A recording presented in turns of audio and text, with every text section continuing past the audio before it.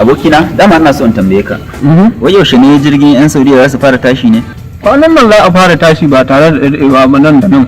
Kuma an ce yan jihar Kogi su za su fara tashi ko? Yan jihar Kogi ne kuma kaga bana ma ba fasinja da yawa. Wallahi ka san kuma an rage naira 3,300 kowace kujera.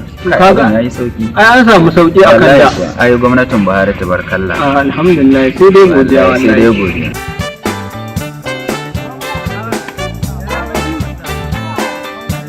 Wallahi kwana biyu na samu hutu da ya kamata na ce to in zo in duba ku tun da kwana biyu an dade ba a haɗu ba. To wallahi abin yayi daɗi. Kai na gan ku duk kuna shana lafiya kuma. A yanan ka bana hannu wannan kuma ka tsallake shi.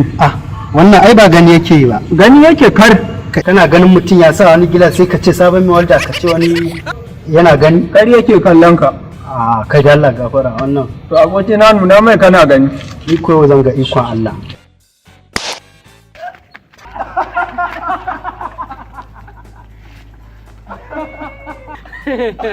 Aikin banza aikin wani ashe matsoraci ne ba Matsoraci ne.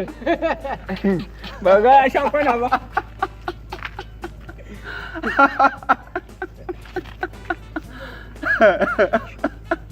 Ku rike mun shi kara.